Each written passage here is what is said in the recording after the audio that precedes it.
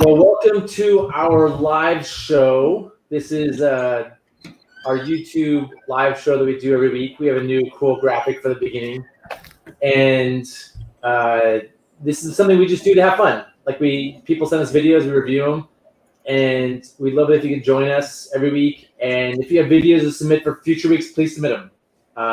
We don't really have much of an official plan every week. We just take a video, maybe have some guests, and talk about different things that we care about in the world of boating. So Aaron isn't here quite yet. He might be joining us this week. With us is Trevor Croft from Rafting Magazine, and he's been a guest of us before. He's brought us some really cool videos from California to review, and we have two really awesome videos. And Trevor's here. I'm muting him right now because he has background noise. I'm muting Trevor now. That's a little bit better. Oh, there you are. Let me get you guys both on. Aaron, welcome. We're live right now. You just caught the first minute. And the cool thing about technology is Trevor is in Tahoe, Aaron is Hawaii, and I'm up here in Oregon. And we're all sitting here talking today. But going back, Trevor's gonna we're gonna talk about some videos that I think are pretty difficult runs that require a high level of skill. I'm sure things went good and bad, and to get his insight into the videos. But before we do, Aaron and Trevor, I want to tell you about an idea I've had for a while. We've been doing this show for a few weeks now. We were mediocre, now we're adequate. I mean, honestly feel like we're maybe moving up from adequate. I mean, I got a camera that works better. We're almost all on time. My internet connection's better. I've learned how to use some of the features. I mean, I don't want to brag here, but I mean, we might be better than adequate, to be honest with you guys. I think we're pretty close to that. And but one thing I've been thinking is that we've had these discussions, and through them, I feel like there's some people care about private boating more and like getting rad, like we're talking about today. And there's people interested in commercial things, like commercial guiding, and they don't always align, right? There's different answers for commercial guides versus private boaters. And so sometimes we're in discussions and we're discussing something from a private boater perspective, and somebody makes a comment about commercial boating, and it kind of gets confusing to me. Those are my thoughts, at least. But so I decided that I want to do a second live show, which I was like, whoa, hey, Zach, one is too many live shows. There's already too many of them. I get that, but I mean, why not? I mean, the expense in this show is actually in like buying all the cameras and the lighting and the microphones and the software that we're using to do this. And whether we do one or two shows, the expense is the same. And the idea is, instead of us, this is really fun because we get to review videos, right? Like that's like my dream job, right? Like raft video reviewer. The live show that I want to do for commercial guides is to bring in a guest speaker every week to talk about some topic relating to guiding and safety and professionalism. And so it could be something like how to tie a certain knot, how to do a certain rescue technique, a first aid topic, conflict resolution. It could be about guide health and safety. Thanks, Jared. Yeah, pretty decent. I like that. I think we're pretty close to pretty decent. It could be, just topics that relate to river guides and just helping our industry grow. And so I'm going to try to do it on Mondays at 12:30. Aaron doesn't even know I'm doing this for sure yet. I barely talked to him about it. But doing it Mondays at 12:30. And I already have Mark Hurst signed up to do a week from now to do a talk about safety talks. How about give us a good safety talk? So we're going to try that. So just giving everybody a heads up, if you have ideas or feedback, put them in the comments about whether or not that's a good idea. It doesn't seem like it can hurt. So as long as I have people that want to give talks and people that want to hear them, I think we'll do that. So with that, Aaron and Trevor, should we get into this video? I'm super jazzed to go through this. I've watched the first one that we're going to watch. This is Silver Creek, completely in depth, and was enthralled. And this isn't Silver Creek here, in case people are wondering. And Aaron, you're on mute, just so you know. I don't know. Yeah, are you sure you have the right video? This looks like we're doing a produce video. We're talking about produce today. No, we're not. Hey, kale is really important to rafting. So this one I've watched. The second one I've kind of watched. The second one's Golden Gate. They're both hard runs. But Golden Gate is when I was in California, I never did it. I always thought it was too difficult. And it was explained to me as Cherry Creek on steroids. And Cherry Creek gave me enough of a challenge. I didn't need to do that on steroids, so I never made it there. And so I'm super excited to talk to Trevor about Golden Gate and some really challenging R2ing. So that's what we have for you guys today. I'm gonna make this big. Just for reference, real quick, Zach, these two runs also they actually intersect, so they end at the same point. So the last 3 miles of both the runs are on the same stretch. Okay, and I've always wondered below Silver Creek so Golden Gate is on the South Fork of the American River. Below where Silver Creek comes in, are there still hard rapids you have to run on the South Fork? They're not as hard. It just depends on the water level. But there is one portage that's often run by kayakers called F111. It's basically just a river-wide, like 15-foot vertical ledge hole with a ton of towback. It's kind of nasty. That's below Silver Creek? Below Silver Creek, yeah. I do know one thing about Golden Gate, too. The reason it's called Golden Gate is, and if I remember the quote, I believe it was the Dick Schwind river guide from the 60s, called that section of the river a novel substitute for jumping off Golden Gate Bridge. Yeah. Right. So he's Dick Schwind wrote I think it's called West Coast River Touring, a famous guide from the 60s. And, he said, yeah, don't go there. So that's where it got its name. So thanks for that background too, Trevor. So let's play and just kind of watch what happens. I like B-roll, so I'm into this. This is how a lot of river trips start. It's just like at the store. So just kind of get some. Yeah, why is that? Why are you bringing a wheelbarrow? Yeah, I was going to say we have to hike in because the Forest Service closed the gates in there. And so we're just trying to see if it's going to work with the boat and all of that. But yeah, the Forest Service closed the gates to the put-in because of road damage, and then the power, they just never opened it back up. So we have to hike it's almost as long as Slab Creek, maybe 2 miles in. And so we're walking on this long road. I can tell you one thing, Trevor. I would not be smiling right now. There's daylight going away. The way I work is like, man, I would have been hiking into an unknown run. Myself, you'd see me being very nervous. This little B-roll here is from Upper Silver Creek, which I ran I think it was the same year. I ran it last year. But yeah, we had a long hike in. It's really scenic in there. The canyon's super steep, as you can see. So what did you do with the wheelbarrow once you got down to the river? We actually left it there and came back and got it the next day. So here there's no good put in either, so we have to kind of belay the boat down this steep cliff part. And I'm below the dam, and there's so much mist in the air that it's actually kind of hard to breathe. It's just the wind's blowing so hard. What do you guys run in there? Is that a 13-foot? That's a 13-foot Sotar. Now, is it a diminishing tube boat, or is it more of the standard? It's one of the STs. It's a standard tube boat. Yeah, the ST. Okay.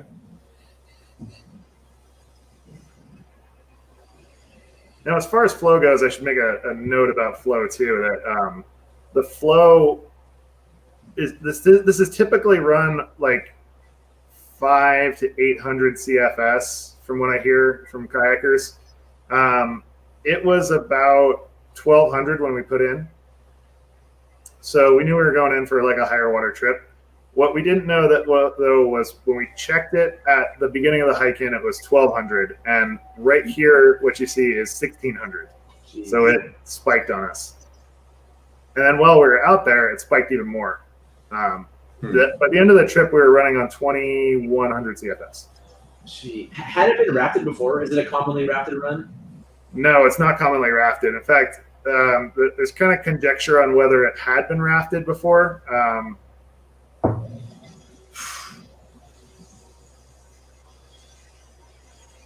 So one thing Zach and I were talking about recently is like on a run like this, it's not like you're going to be all like, hey man, you guys want to go R2 this too? It's hard to find people who want to do this. You know what I mean? Like it's not, this isn't, you know, like there's certain things that are like, yeah, hey, you want to go run this? Sure, we'll all go run Chamberlain Falls on the North Fork of the American or the Tuolumne River. But it seems like it's hard to find other people to do runs like this. Do you guys, I mean, is that why you end up, it looks like you guys are doing this by yourselves. Is that the case today on this day?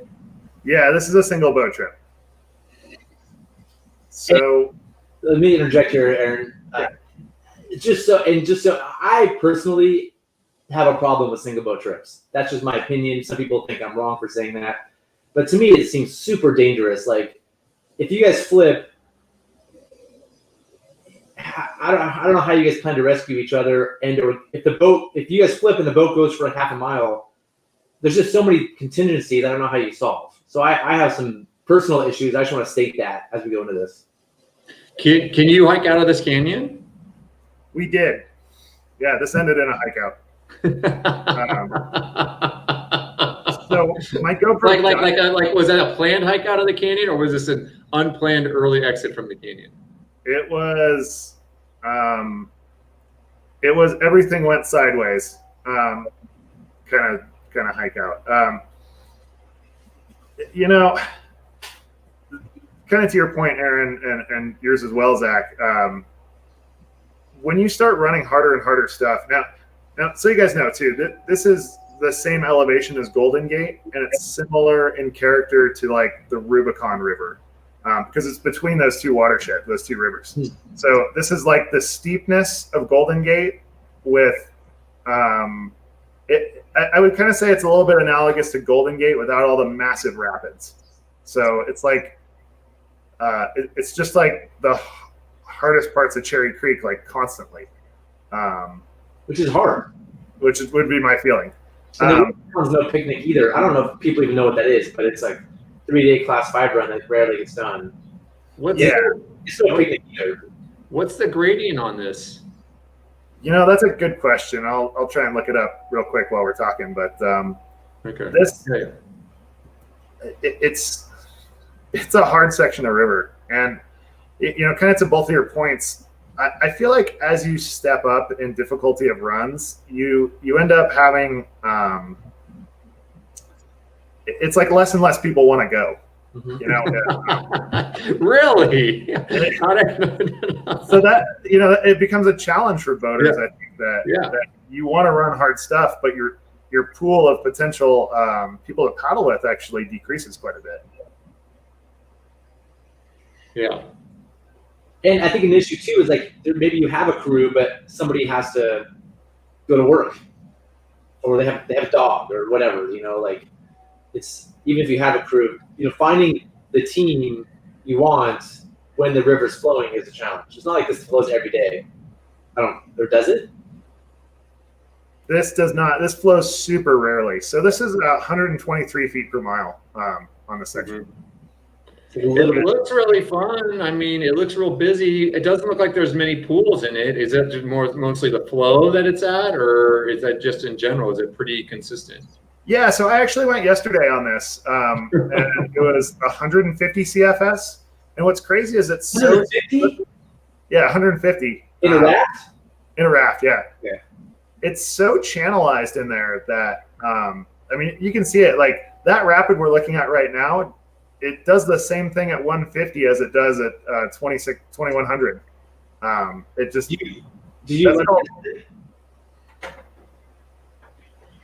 So go ahead.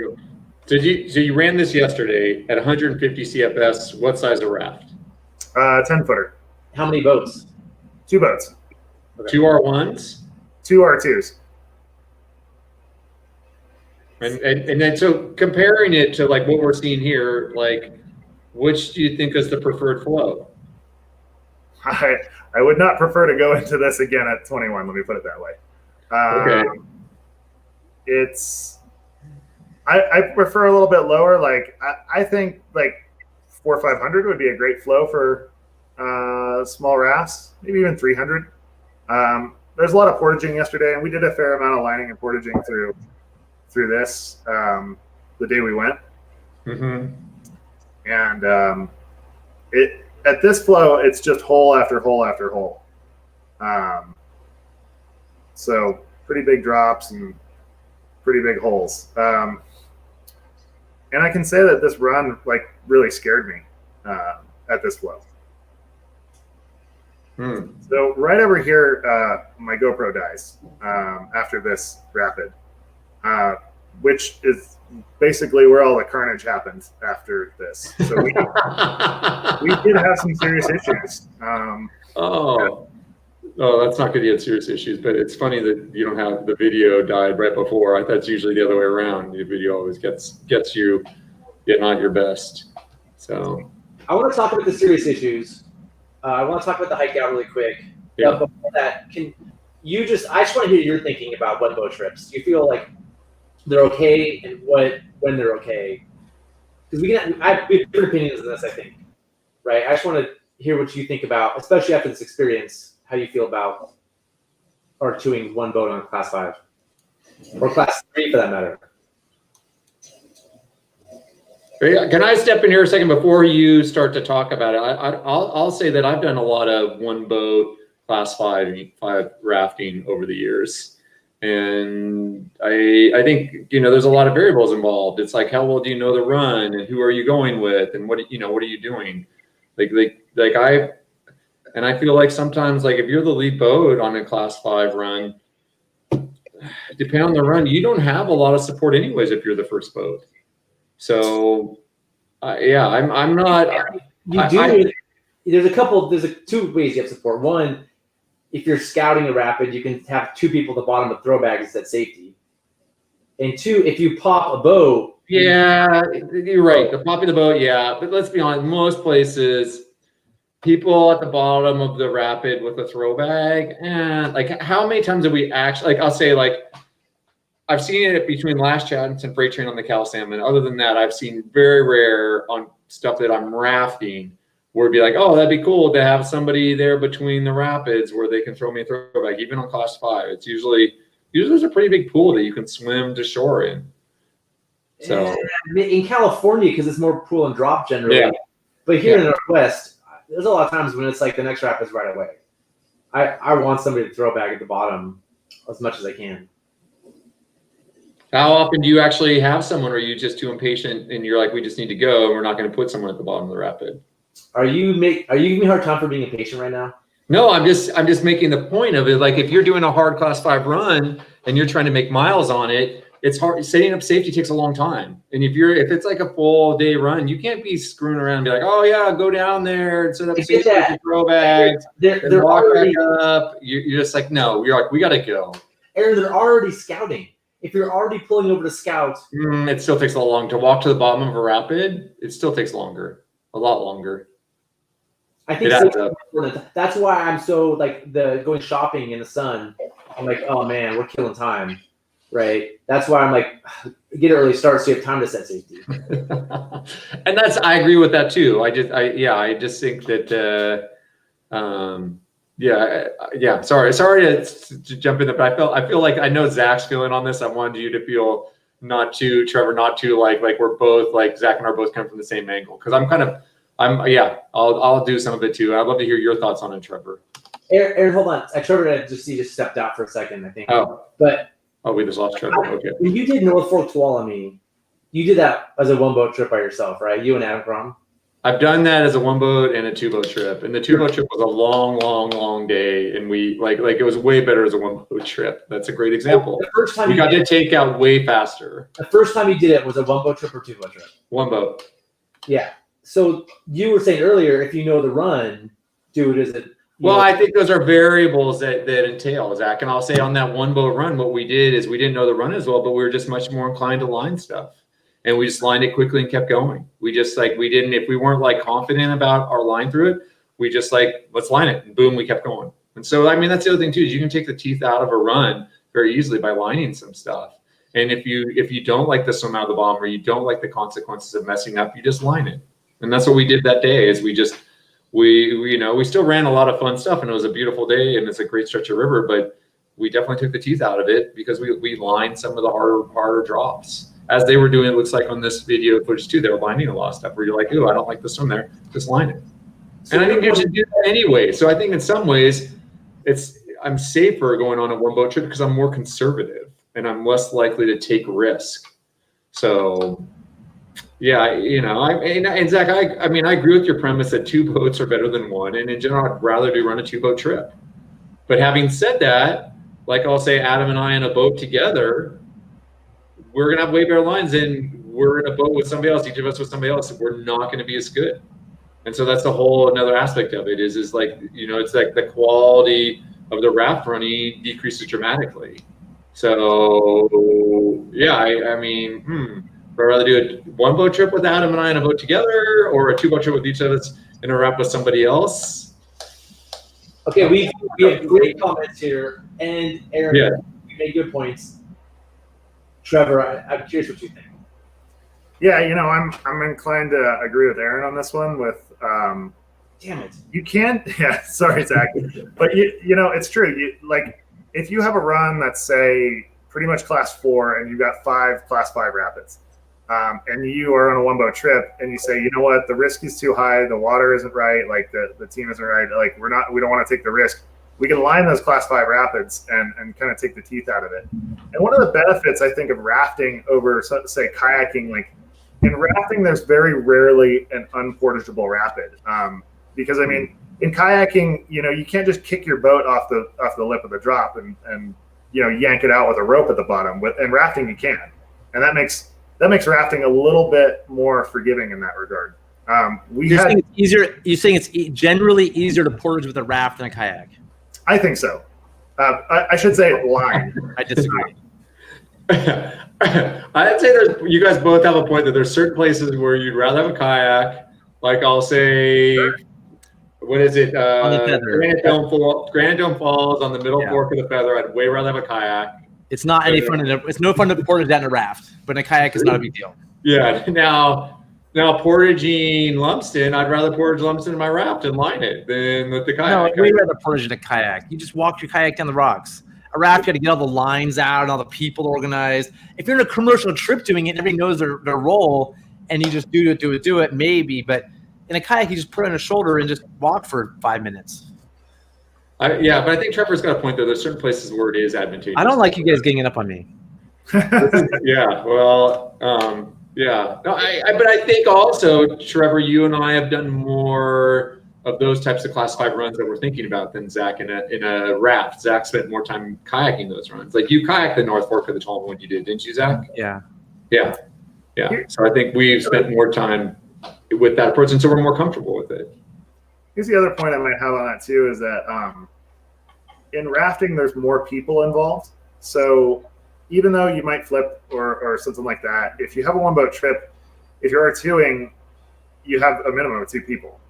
If you're kayaking on a 1-boat trip and you get in trouble, then you just, that's it. Like it's just you and no one else. I don't think you should kayak on a 1-boat trip either. I'd rather have 2 kayakers in 2 kayaks than 2 rafters in 1 raft. Oh, look. Oh, sorry, just to interrupt. This guy commented that they are 2 that run back in the 90s. So let's finish this discussion and get to comments. Yeah, that sounds good. There's some really cool comments we can get to it. There's a lot of great commenting. So I would rather have 2 kayakers in 2 kayaks than 2 R2ers in 1 raft. Here's I agree with that too. I'd rather have 2 boats. I'd rather have 3 boats, really. But I think here's my worry. You flip, people swim to different sides of the shore, and the boat goes downstream indefinitely. What do you do? Okay, so what happens if you're the first kayaker and you swim and you swim to shore and your kayak goes downstream and the second kayaker, what do? Do they chase the kayak or do they stay with you? They stay with you, but then then you're still in the same place. You're great. You're together and you don't have transportation for 2 of you to go down anyways. Yeah, but you have more options. You have 0 boats when your raft goes downstream. You have 1 boat when your kayak goes downstream. That's why I think there should be 3 kayaks. The other thing is, Zach, is like you're more likely to find your raft sitting in an eddy. The kayak's more likely to get stuffed in a sieve someplace where you can't get to it anyways at that point. That's a made-up fact. Before we move on, For me, like I'd rather see a kayak in R2. I just want a second boat. That's my opinion. You guys have moved my needle a tiny bit. I'm gonna keep Okay. So Zach, so you're saying you don't do one boat kayak trips? I don't. I do occasionally, but I do it when I do it. It's at least one grade below my ability level. To be honest I do it sometimes, but it's not something I'm proud of. It's not on a run I've never seen. It's like a backyard run, me getting exercise more than exploratory. All right, I'm done.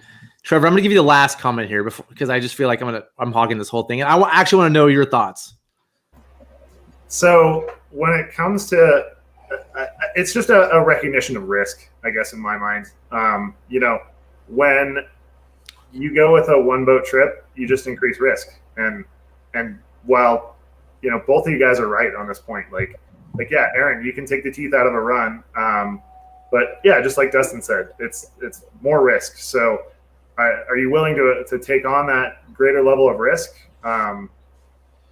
That's really a question for a boater, and especially when you're running tough stuff.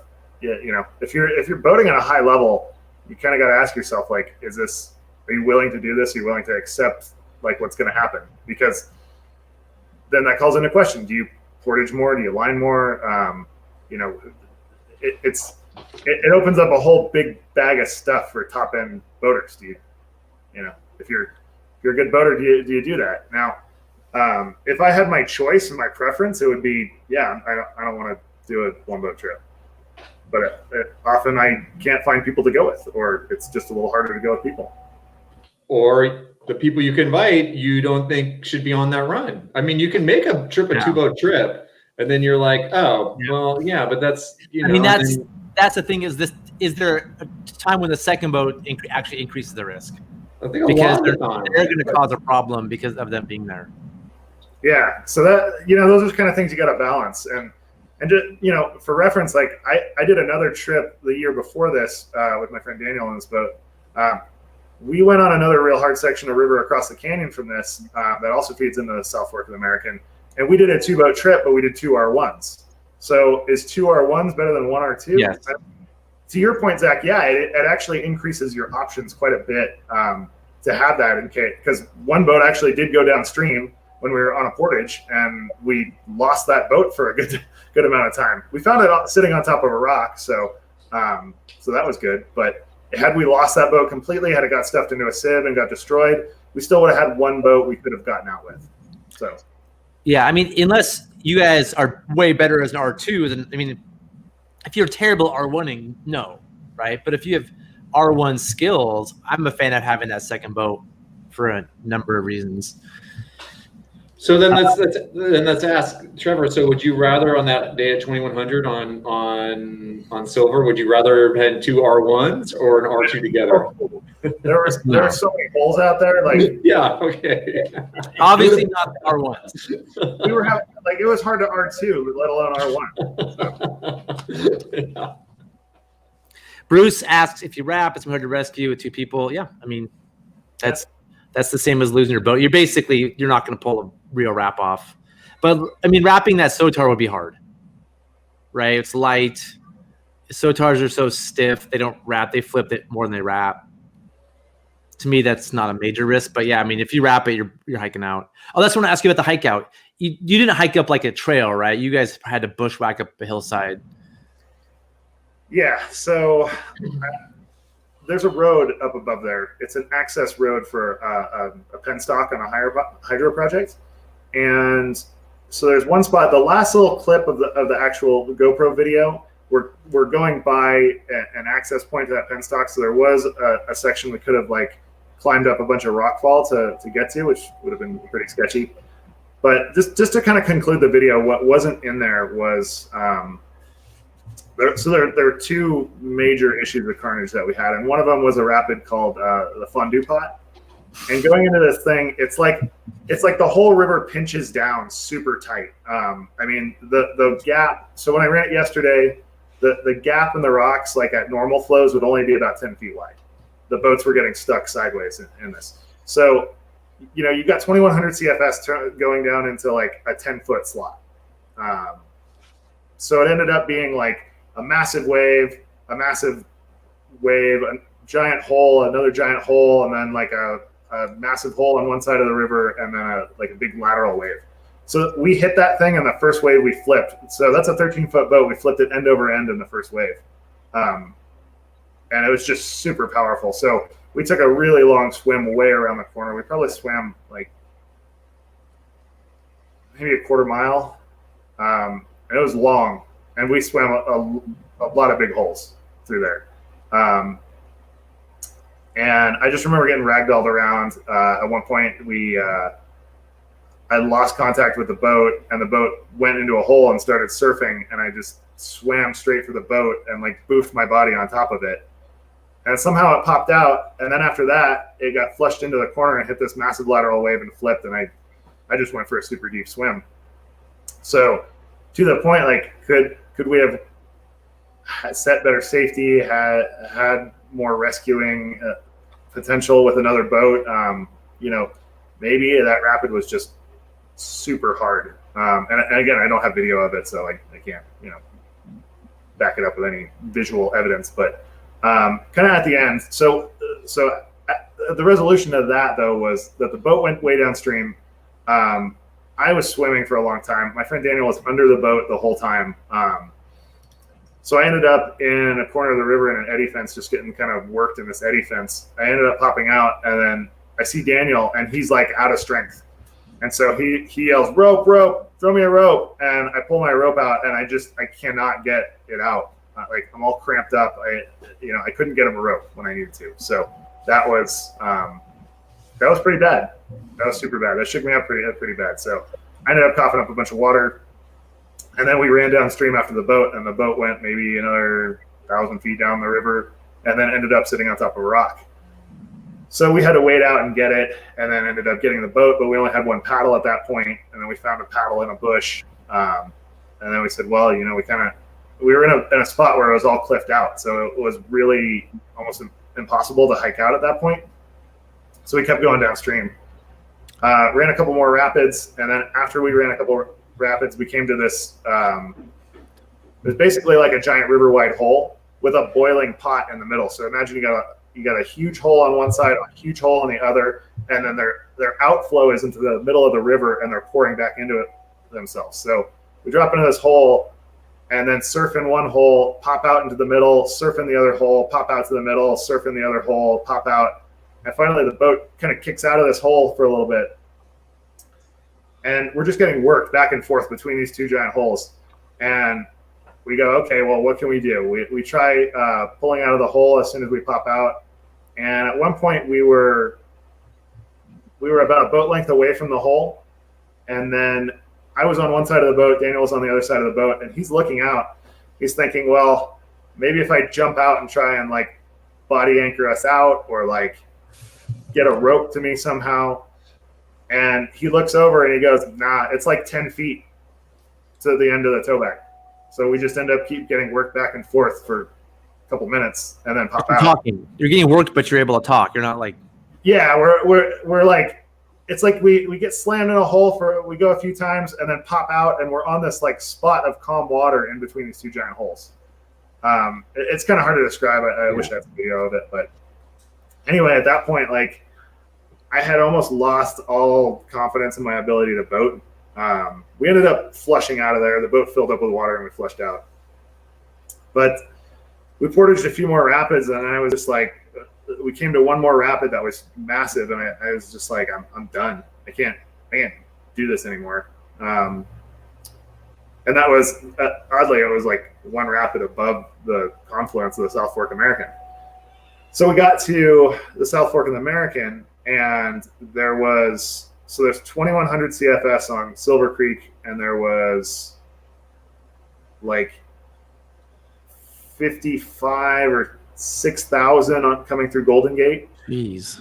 So there's almost like 8,000 CFS, 8,000 CFS that were coming down Golden Gate. And so Daniel looks around the corner, and he's like, it's getting late. And he looks around the corner, and all he sees is a massive river-wide hole. And And Golden Gate is typically run with 7 to 1200 CFS is what most people kind of like it at. So 7,000-8,000 is huge. And even though the rapids aren't typically particularly large below there, if you're just dodging massive holes, like I said, I was done, and there's no way he could R1 down any of that stuff or portage anything. So we ended up just leaving the boat at the confluence and hiking out, and we just bushwhacked up the spine of this ridge, like 1,400 vertical feet to this road, and walked out. And honestly, like, this experience here, it made me almost quit rafting. Like, it was that rough. So to your point, Zach, yeah, like, the risk is high, and is it worth it? And I don't know. Maybe on a smaller run that I really know, like if I was running Chili Bar on the South Fork American, yeah, I'd take it one boat down, but I wouldn't run this again with one boat. So I remember I watched the video. I encourage everybody, if you have time, watch these videos. They're on Rafting Magazine's YouTube channel, which you should subscribe to if you are willing to. Subscribing takes nothing, right? Just like click on the channel, hit subscribe. It doesn't cost you anything. It doesn't hurt you. So please consider subscribing to Trevor's channel. But I remember watching this part, and you can just tell this is the confluence, right, with South Fork? This is above the confluence. This is after we just took that huge surf. Okay. But you can just tell you're tired. Yeah. And I really appreciate you sharing this with the world, putting this on YouTube. Like this, it kind of gives some introspection in how you felt at the time. Just for reference, all those chips on my helmet happened that day too. Jeez. So the confluence is right here. So this is Golden Gate on the right, and this is Silver Creek on the left. Look who's left. And it's just like, it's getting late. We spent so much time portaging. And I was scared. Like, I was really scared for this part. But right around the corner from down below us, there's just a massive hole. And I don't know. Would it have been, was it a good idea to keep going? I mean, I don't think so. That's why I hiked out. I'd be out immediately. I personally, too. I'm with you. So we used to have a saying. I didn't do a lot of backcountry skiing, but it was wimp to wimp another day. And I think that's a good way to go. It's like, why not? You can always come back. It's always there to be done in the future. And you're not feeling right about it. Yeah, So the Golden Gate video that you have as well, Zach, that's 6 weeks after right where I'm talking. So 6 weeks later, we go in, and this is kind of the day after. This is hiking back into the wheelbarrow, right? Yeah, going to get the wheelbarrow. So you look happy. Later, we had to go get that. We had to go get that raft. So did you raft it out, or what did you do with the raft? How'd you get it out? Yeah, we rolled up the raft and then threw it in our raft, and then rafted it out the bottom 3 miles of Golden Gate. Oh, okay, gotcha. So here, we actually met up with our friends, the Nates. We call them, it's Nick and Nate Corona. Yeah, really good boaters. And Nathan Hobbs is on. This is Golden Gate right here, the beginning of our Golden Gate trip, and that's Nathan Hobbs over there. So Nathan Hobbs and Nate Corona were going to go run that with a couple kayakers the next day, but it was still like 2,300, and they were all kind of like, we were a bit discouraging in our discussion of it. So anyway, this is going into Golden Gate. Well, I'm stoked to talk about Golden Gate because that's the one I've always been curious about. But before we do, let's head through some of these comments really quick just to get caught up. Yeah. Derek writes, sometimes you got to rescue the top of the rapid. Yeah, no, it's not always at the bottom. I get that. Here's Jeff writing, they did this in the 90s. That's pretty cool. Jeff, I'm super curious if you're still paying attention. What boat did you guys have in the 90s? So is this a bucket boat, or what did you guys bring? If you know what the float is? A Scout bucket boat in the 90s. Come on. We were running self-bailers in the 90s. The self-bailers started in the 80s. I started in bucket boats, with you, but I mean, who knows? I don't know. I see the safety in 2 kayaks opposed to a raft, but I'm on our tour.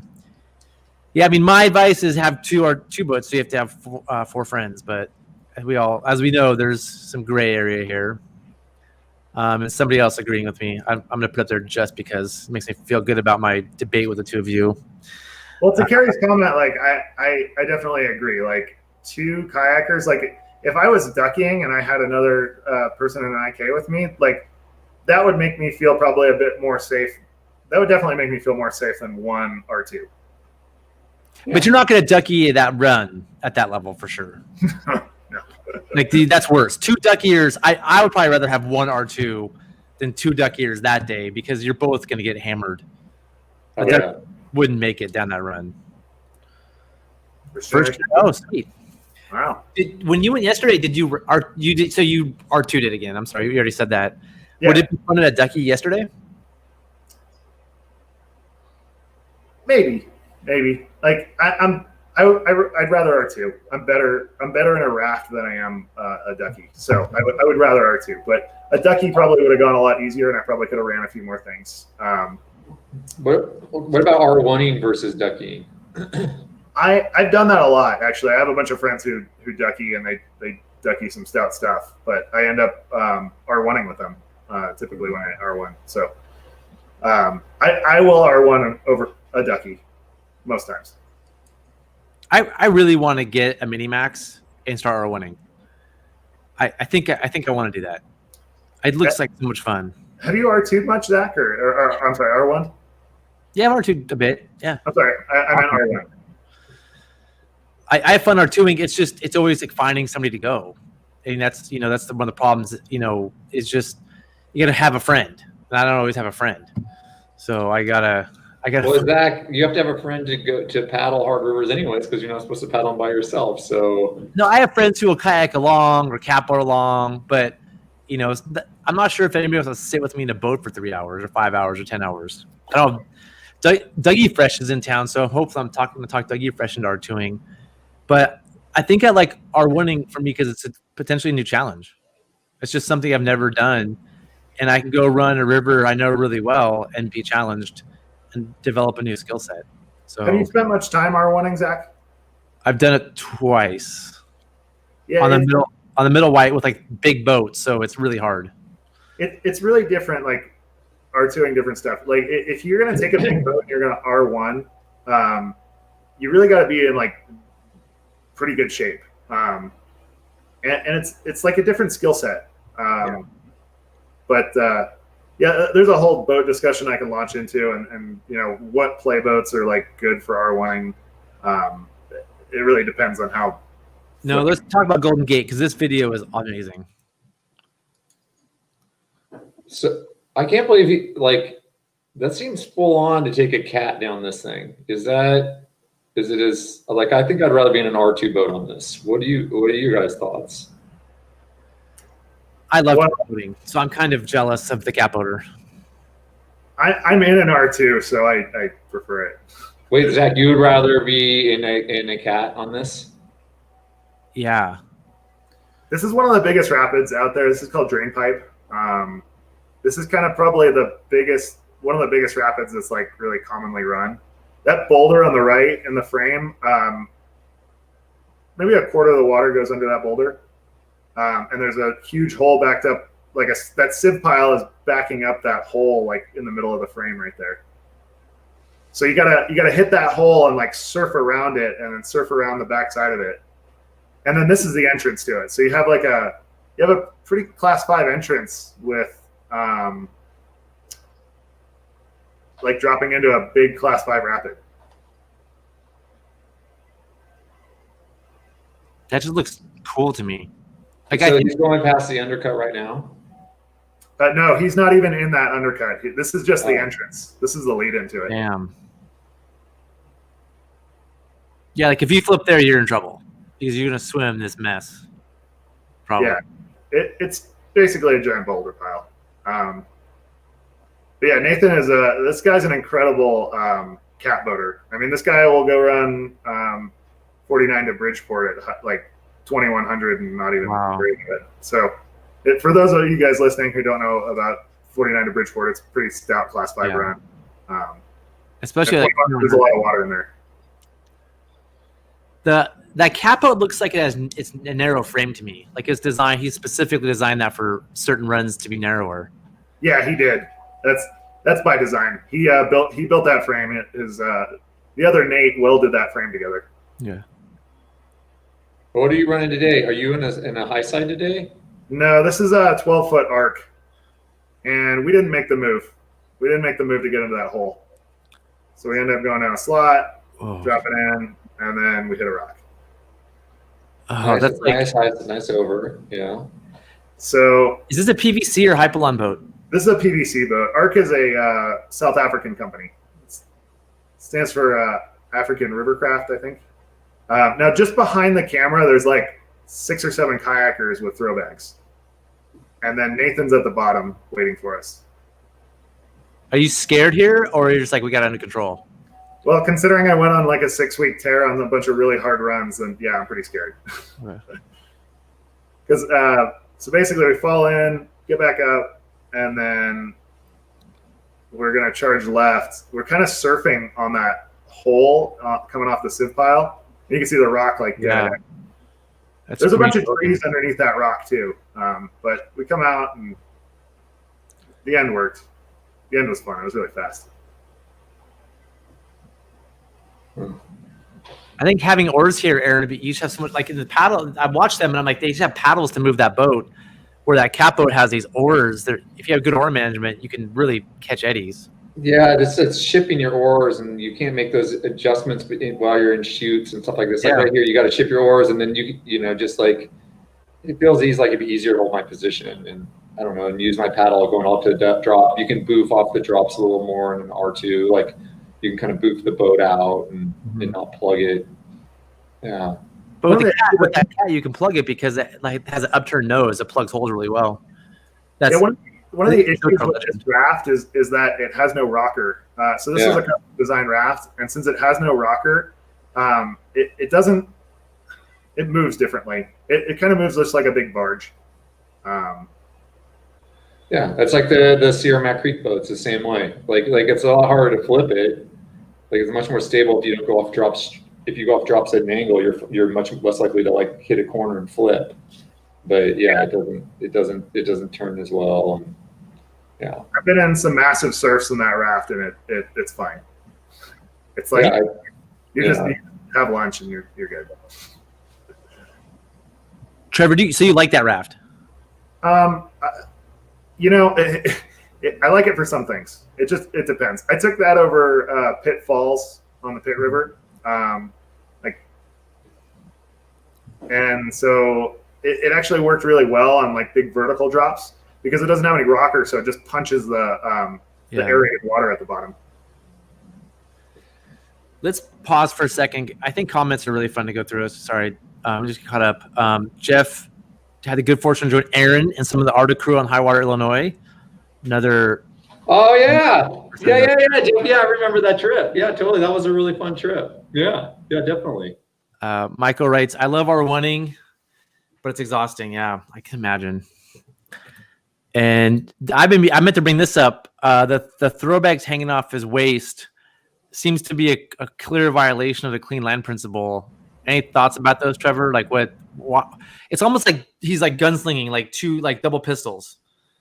You know, he has a throwback hanging off each side of his waist, and I saw that in Silver Creek too.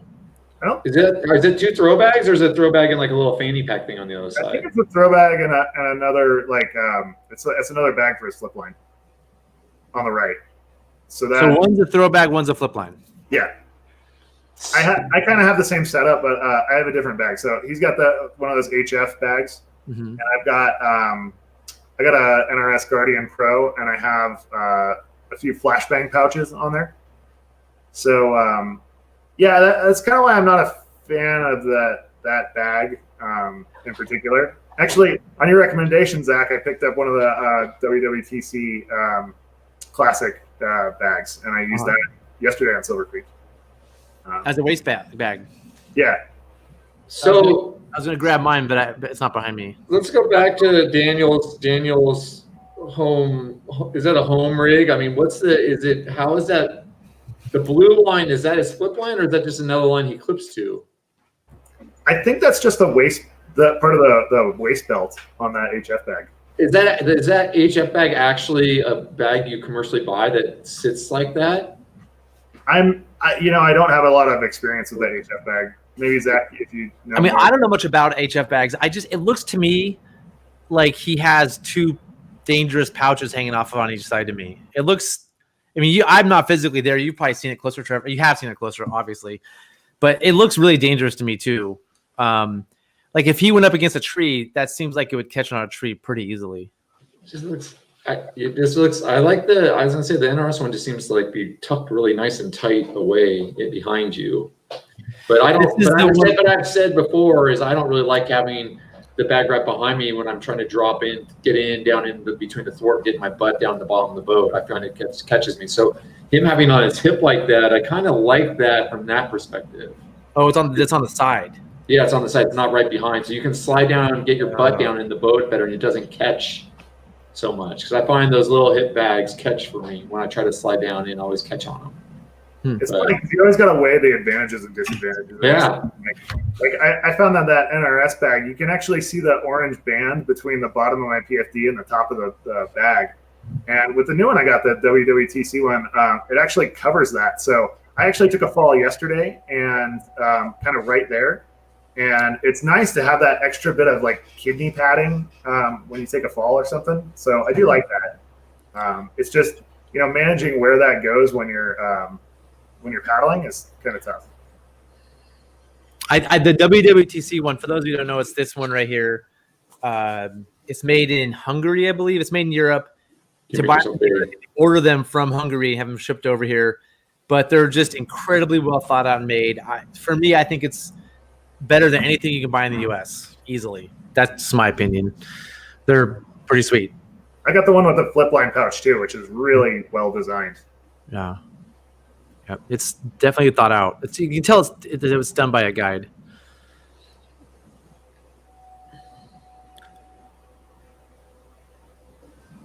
Trevor, you have background noise, so yeah, you sorry. Can go mute. Yeah. Maybe that's not you, Trevor. Maybe that's Aaron. Well, I think now mine has some too. Yeah, that was definitely gone. But you guys should just turn it on and talk. Sorry, Trevor. You should turn it on. We want to hear what's going on. Yeah, so this is just like Golden Gate. It's just diving through all kinds of stuff. Now we're coming up to a rapid called Straight Shot. It's one of the other big ones. There's like 5 big ones. It's pretty much you just shoot down the middle of that little cluster of rock and then go through into that right where Nathan's pointing. And Daniel told me the last couple, I think the time before this that he ran it, he swam this rapid from the middle at the top. And every time he sees people swimming out of a raft, he says that's typically happened right there, right where Nathan dropped in. I kind of agree with you on this, Aaron. Like shipping your oars would be like right there. Yeah. troublesome. So how long did this run take you guys? The meat of it took an hour. I think it took us 4 hours to do the whole thing. Oh wow, that's not that bad of a day. Okay. Maybe 5. I got a couple longer than that. Young kayaker friends who will go out there and do this in like 2 hours. So there's some of these big like washy drops, and we're coming up to a big ledge drop. It's one of the like bigger ones, and the Czech, like a couple Czech paddlers are here in this eddy. So we're kind of peeling out here, and then we're going to turn and drop over this in just a second. Now the key was to surf because the right side of the drop is where we wanted to be. So we surf across that hole, turn, and then drop over this drop.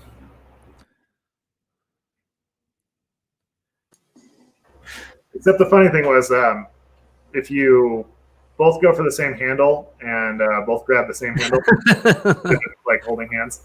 So Daniel, like I grabbed that handle and Daniel had nowhere to grab, so he just grabbed my wrist and held on. Works. Is this fun or scary? It says fun.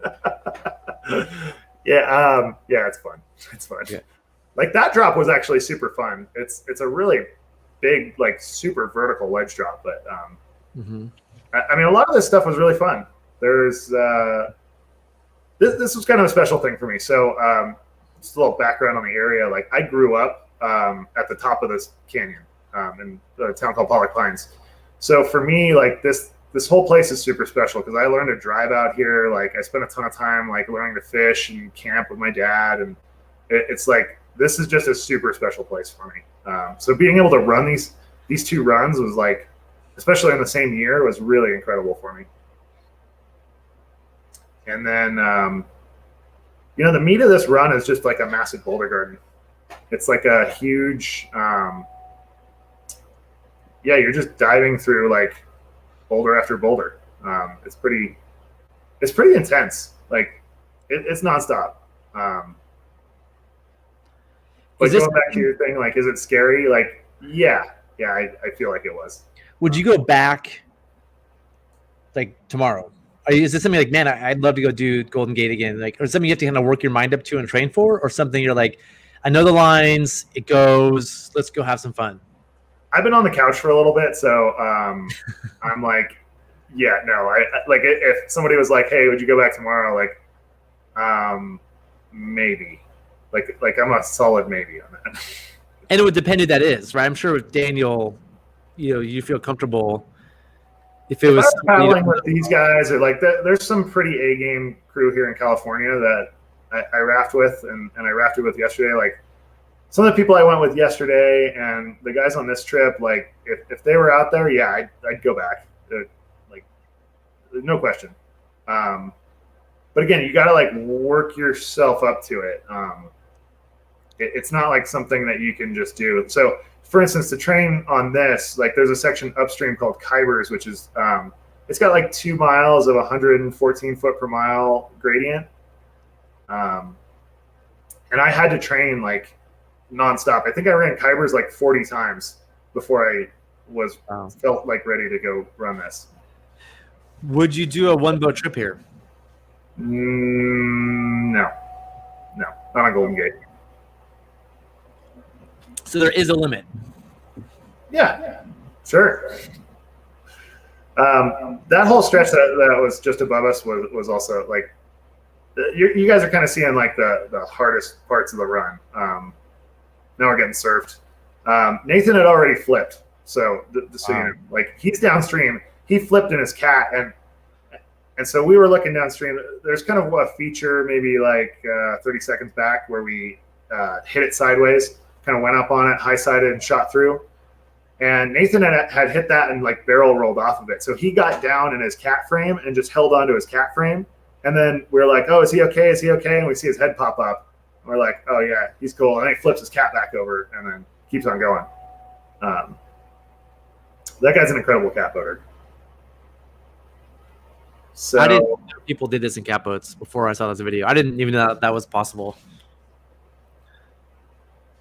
There's a lot of cool slides on this and a lot of cool boulders, but it's like there's a lot of big stuff. One of the Czech guys actually broke his paddle on this trip and pulled out another paddle and was like, hey, can you guys carry this broken paddle for us? And Nathan strapped it to his cat and rode it down his cat frame.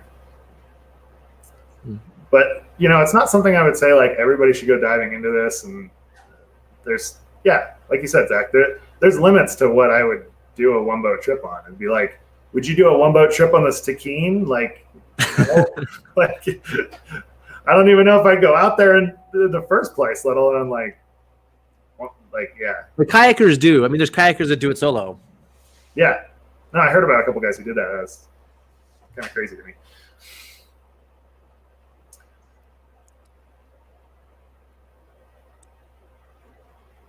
There's a couple more big rapids in this, and kind of to Aaron's point about taking the teeth out of it. Like some people run it, like straight shot. We didn't run. We portaged that. I wasn't feeling up to it. Again, this is 6 weeks, almost to the day. I think it was actually exactly 6 weeks after we ran Silver Creek. So the goal here, we actually weren't really planning on running Golden Gate at all. It was kind of on a whim. A friend was like, hey, how are you going to get that boat out of there? And we're like, well, I guess we'll just hike it down. And they're like, why don't you just paddle down Golden Gate and go get that boat? And Daniel goes, well, the boat I want to take on Golden Gate is at the bottom of Golden Gate. And then we talked about it a little more. The water came down. We're talking to some people who went out there, and we're like, well, we got another boat we could take out there and then just paddle that boat out. In fact, it was Nathan who said, hey, I'll go get that boat for you. And he was thinking of going with some kayakers or something. And I actually wasn't even convinced I was going to go this whole time. Now I'm pulling up my pants. What's going on? That gear got out of control. Did you guys get stuck on these rocks purposefully to do a little quick stop scout? Is this kind of like eddying out? Okay. Yeah, it's really hard to eddy out and stuff like this, you know? Yeah. So, yeah, we did stop, and my pants were falling down too. So sometimes you got to adjust your gear. Like, a lot of times I see Daniel, like, tying his shoes in the middle of big rapids. He's like, you don't want to lose your shoes in the middle of a big rapid. I'm like, yeah, I feel you, man. It's exactly. So we were kind of checking out the next little section and just taking a break. Like, this I mean, we're up at like 3,500 feet in elevation, and at the time I was living at like 700 feet, so you know there's a little less oxygen up there. Yeah. So it's hard. I feel like it's hard on video to tell like how hard this is. So like trying to give us a comparison like to Cherry Creek, which I feel like that's kind of a benchmark class 5 run. From Cherry Creek, where would you put this? Oh, it's definitely a step up from Cherry Creek, like a significant step up. I mean, some of the rapids, like it's hard to say. I haven't been on Cherry Creek in a lot of years, so Okay. it's pretty stout though. Like the lead into drain pipe, it was pretty big. Like it kind of rivaled some big stuff on Cherry Creek. I mean, there's a lot of stuff that you run on Golden Gate that's like toadstool size, and that's just what you do. You kind of just have to like run that. I'm trying to look up right now what the gradient on this is because Would you R2 Cherry Creek? I went on one boat trip. I've done it numerous times. I have to. That's not, like, so it's like not a big deal. I mean, I've done it with random, like, yeah, I did it with my ex. Like, we just would go cruise down it and like, okay, yeah, day off, let's go to it, sure. Would you take an oar paddle combo with commercial guests down this? Probably not. Well, I don't, it's hard to say. It's hard to tell from video. It's a weird comparison because like Yeah. the intensity is much higher. Like this canyon that we're in, this section, it's 185 feet per mile. This rapid's called Taco Bell. This is notorious for like flipping rafts. Okay. Yeah, now that's a significant drop. Like, yeah, that looks big. With a lot of recirculation. So we're Did you guys portage it? That's the thing, though. That's the other question too. Is like my question is also is like, well, the stuff that you ran, how hard is it? Versus like, oh yeah, there's stuff that's way harder, but yeah, Lumsden's really hard too, and like most of us aren't running Lumsden, and so how much of it you're running versus like how much? Like I'm looking at like, oh, would I want to go out and R2 this? I'm not sure. Like how big of a step up is it? It looks like everything's portageable if you need to. It doesn't sound like that long of a run. So if you're like a solid class 5 boater, it wouldn't be like the worst trip in the world. If you're good at lining your boats and can line them quickly and portage them quickly, you could go down and take, like we said, like, kind of work your way down and just, whoa, what happened there? I'm just messing around. Oh. So, when runs are like super intense like this, it's really weird because you get in this state of mind where like you kind of got to add a little levity into it just to break the tension. This rapid is called, which one is this? I think this is Brain Fade. Brain Fade's really nasty. Like a few years ago, there's a giant rock that just like broke open like that, and then all the water kind of flushes that way. So most people portage this. In fact, there's a big group of kayakers behind us that portage it. Only one of the Czech kayakers ran it. I think not that guy on the right, but somebody else had. One guy ran it and it just looked awful. Like he went super deep and got shoved up against this wall, and just getting run around like this disgusting eddy. So, what flows will you run this? This was 750. Yeah, 750 CFS. Where's the gauge? What gauge is that? The gauge is up at Kybers, which is like 15 miles upstream. So you're actually kind of guessing when you go. So it's kind of tough. Yeah, you have a gauge 15 miles upstream with a bunch of like small tributaries coming in. We could have had 800 or this felt like this was like a good first time flow though. And kind of to your point, Aaron, like how do you gauge it from video? It's really hard. Like and we're not seeing the like back upstream video to really see the gradient very well. It's not as steep as the Miracle Mile on Cherry Creek, but the main section is like 2 miles of that, I want to say. I'm sorry, it's 185 feet per mile plus or minus 15 feet for 4 miles. So it's like basically you've got like 4 Miracle Miles that you're running. Yeah. Which in the Miracle Mile is like the easier section. When you're in the Miracle Mile, you're just kind of cruising down. I mean, not like it's easy, but you know, like you're on your game, but it's kind of like, I don't know, you're just like, bump, bump, bump, bump, bump, bump, bump, bump. Okay, here we go here. Okay, here we go here. Okay, here we go here.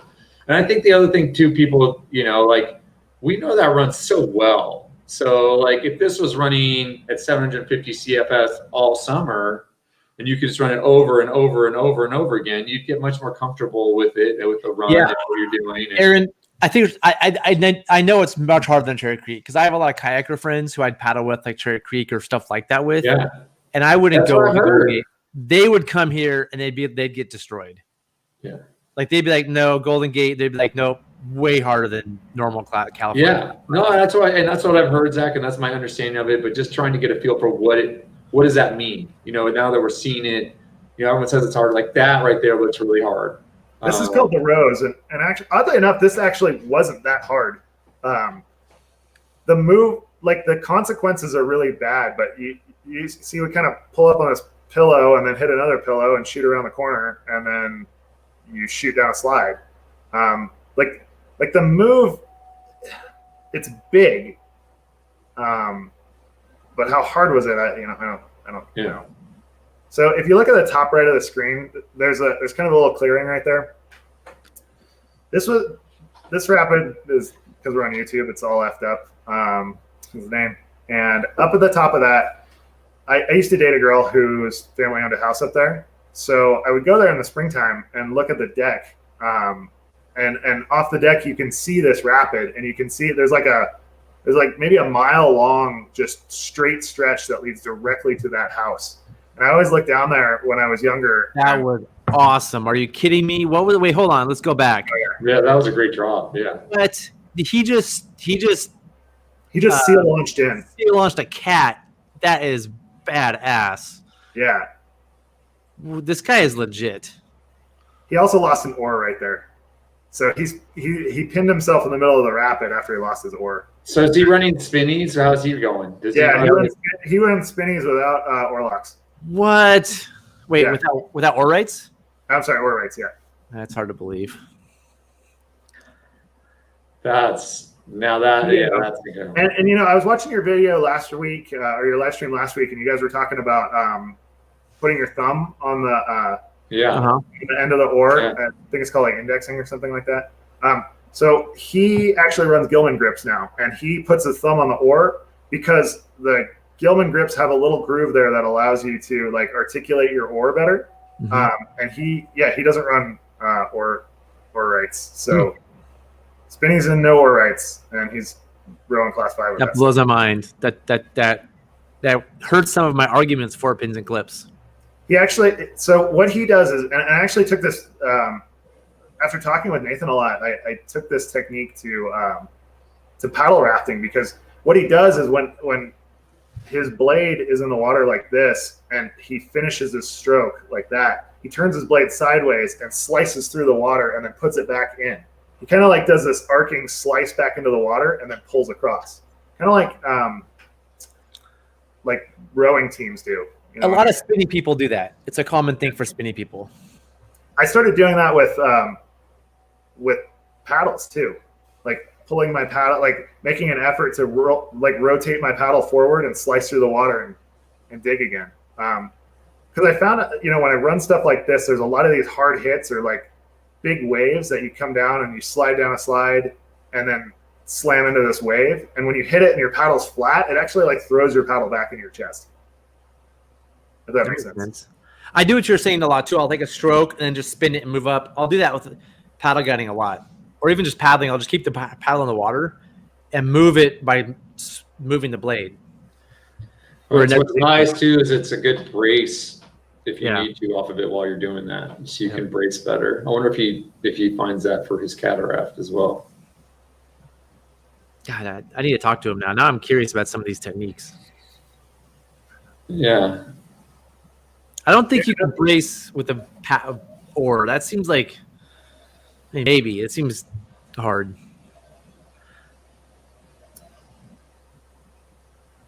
So Yeah.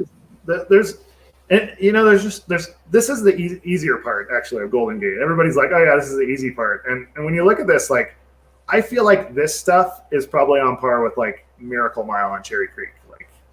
Like this bottom part. It's like you can see the Silver Creek confluence straight ahead. It's that mountain, like the right side of that mountain in the middle of the frame is Silver Creek. So the like this part I feel like is more Miracle Mile-ish.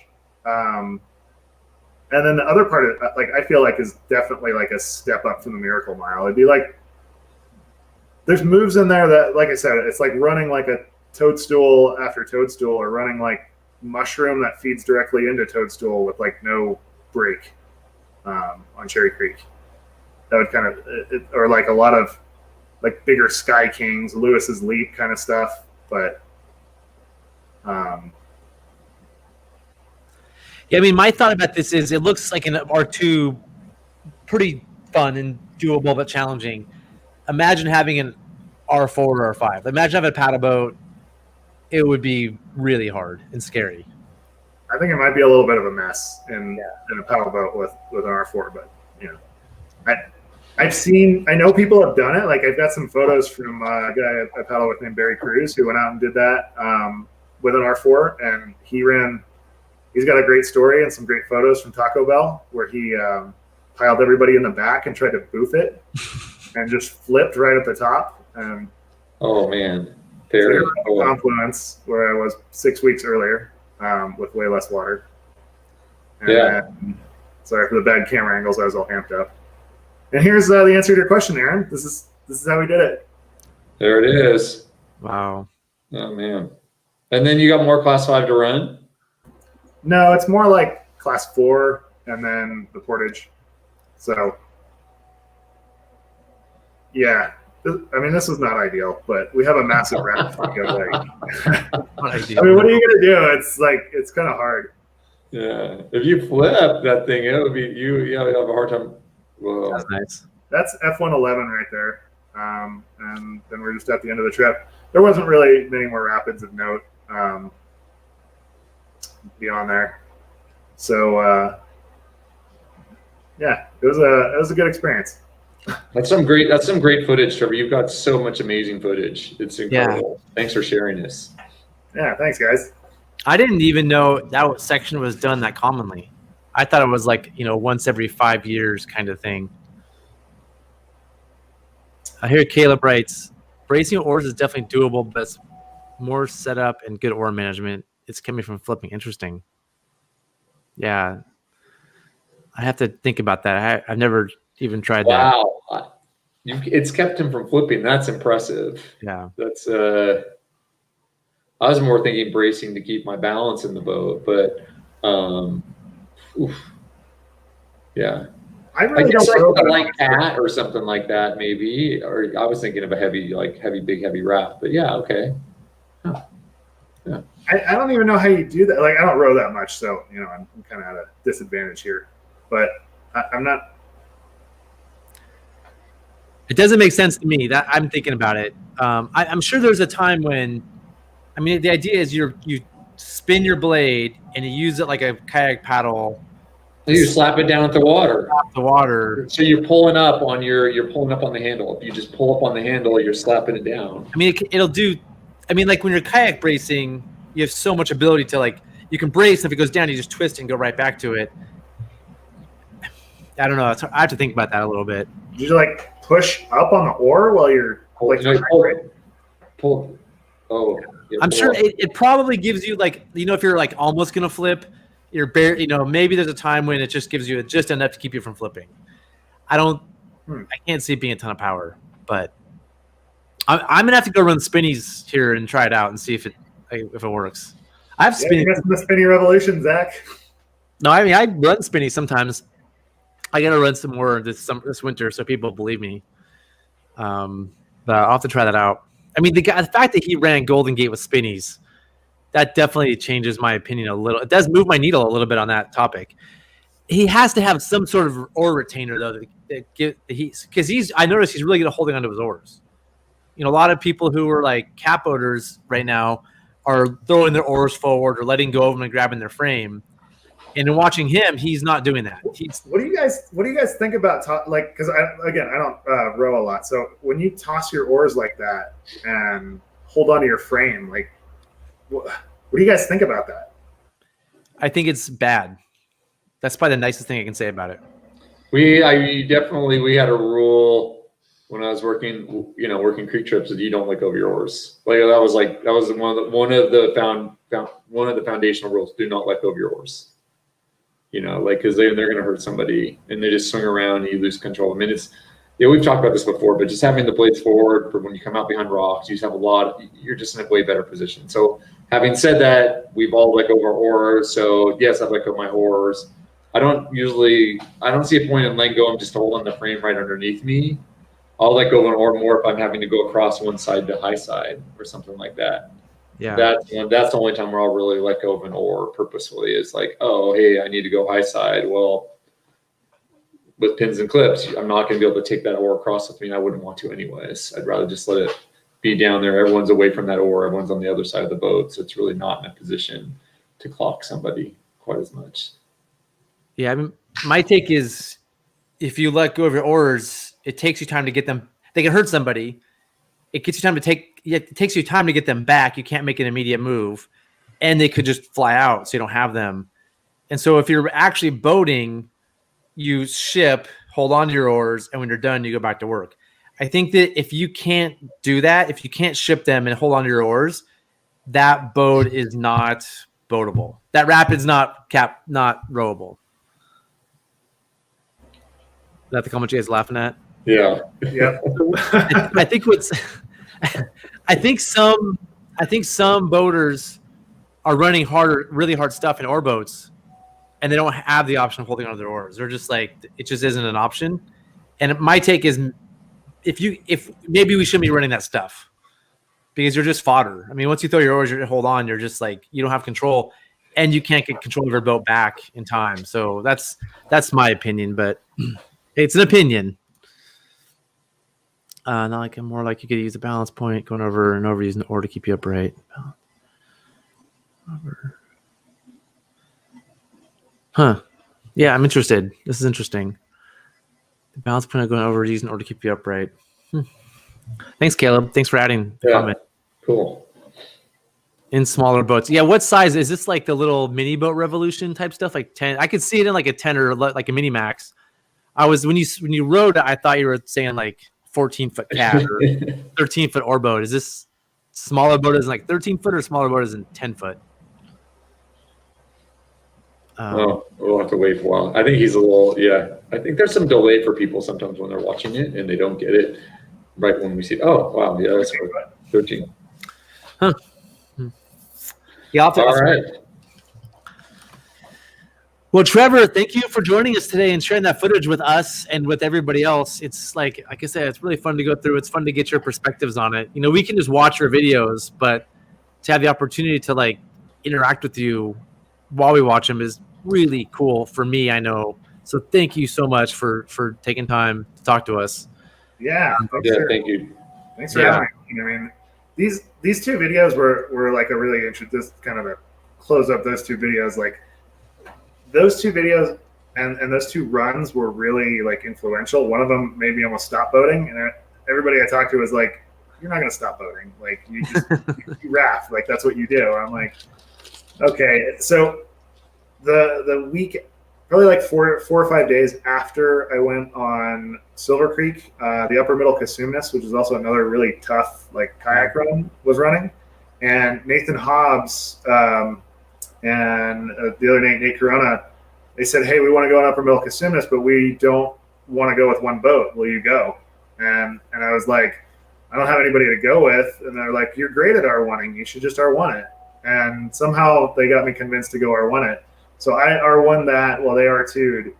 We did a lot of portaging again, and I was super scared still. Like I legit, like, these things freak me out, and even Golden Gate had freaked me out. But I had done a couple other more exploratory runs, like higher up on Silver Creek, and I think I went on South Silver, which is super steep also. And yeah, like I spent 6 weeks just ripped. Like every rafting trip I went on was huge. So it took me a long time to recover from that too, maybe like a year. But it's a really special place for me because, like I said, I would look down at those rapids and be like, I'll never experience that, and then I did. So it was kind of a huge breakthrough for me. So I mean, those are just really special trips. So, Trevor, was it scared because you were worried for your life, like you might have died, or it was just like a heinous day, or I can think of a time I went through this myself. Like, what was it about the trip? How difficult it was? How underprepared you maybe felt? Was it what was it? I think I don't know. I feel like there's a lot of people I boat with that maybe don't grapple with fear like in the way that I do. I'm pretty scared all the time. Like, honestly, like I run a lot of stuff, and I'm just like, I'm scared. I don't know what to do. I don't know what else to say. I mean, it's like, I read this quote, and I always attribute it to my old pappy. I'm like, my old pappy used to say, "Boy, if you're scared, just do it scared." Like, and it's funny. I have a hard time with fear. Like if there's one thing that holds me back more than anything, it's fear. And I'm always afraid of what's going to go on. And it's like, maybe it's a little irrational, but the difficulty of those runs is pretty up there. So afraid of drowning, afraid of dying. Like, yeah, I feel like I got a lot to live for, and there's a lot of rivers I want to see. But was there something on Silver Creek that you almost died and you're like, man, I'm scared? Or was it just the overall fear? It was tough. Like both those swims on Silver Creek, the swim I took and then the surf that I told you guys about, those things, like, I thought I was going to drown on the first one. Like, I was out of breath getting worked in an eddy fence.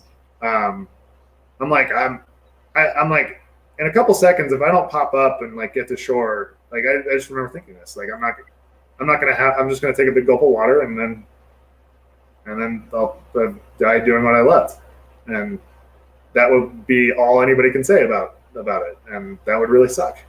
And then I came out of that and I was like, okay, I coughed a bunch of water. And I'm like, I call it the under the tree moment, where you're like kind of half drowned and you like climb like as far out of the river as you can and then sit under a tree and like consider your choices that brought you to this point.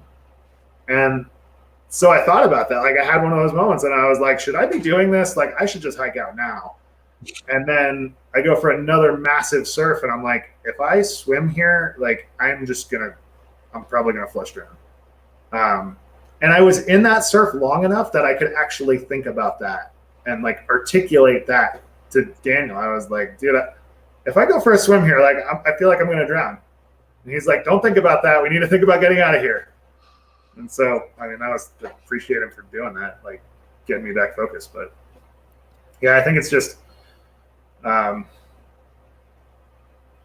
risk I grapple with a lot.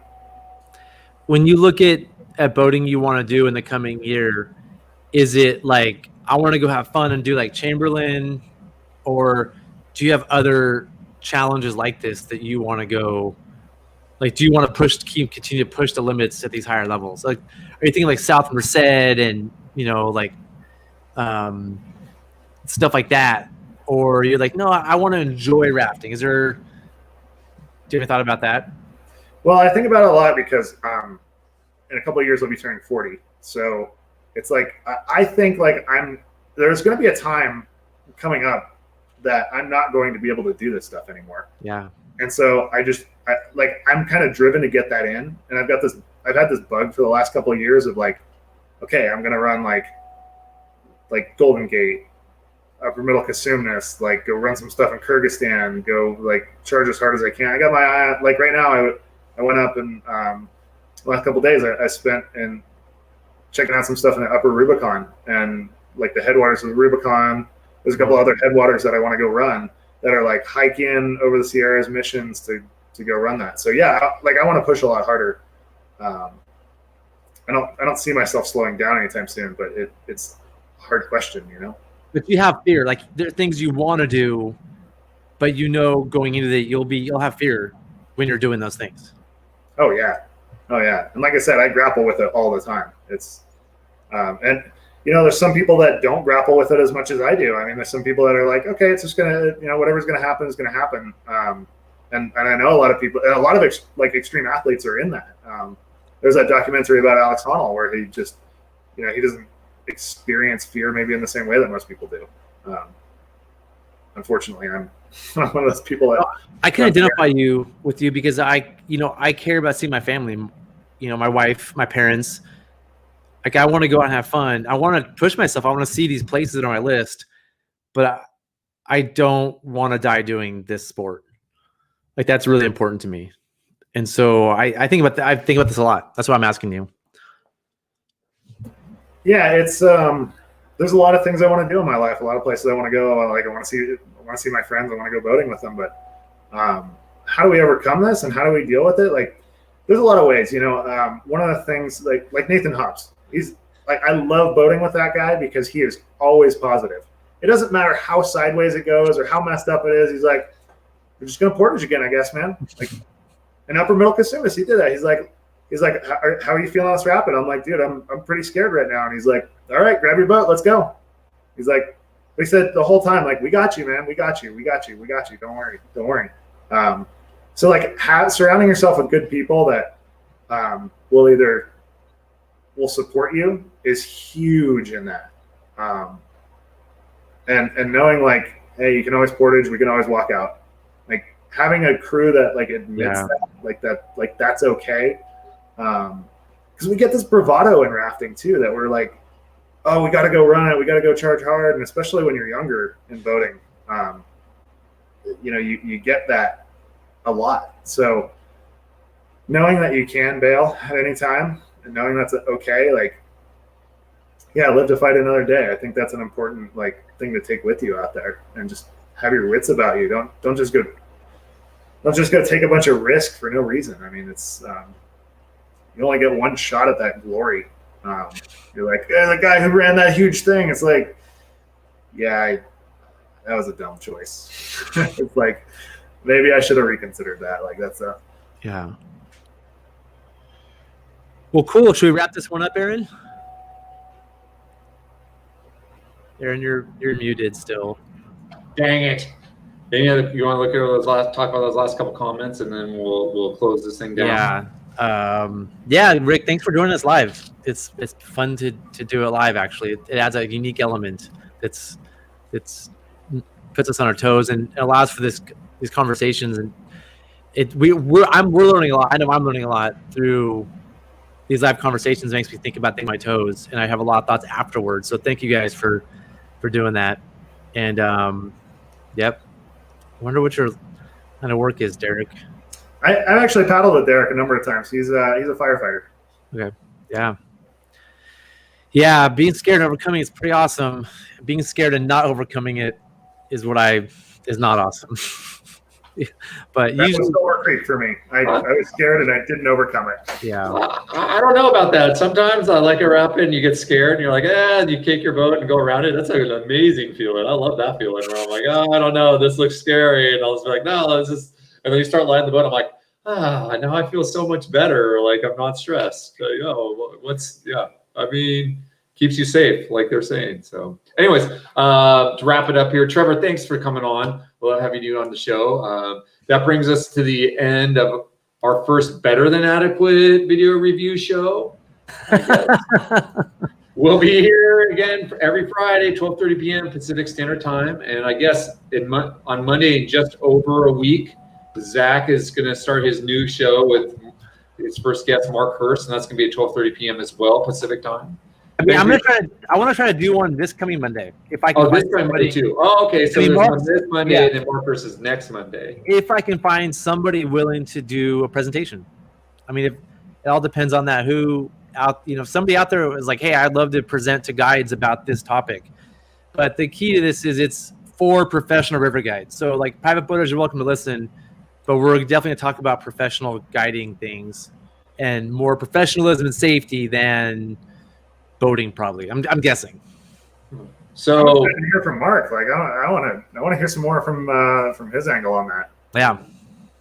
So if you have something for Zach for next week for that, or you have some videos you want to send us for this show, what you can do is you can leave a comment in the links below, or you can contact Zach through Northwest Rafting and send him an email there.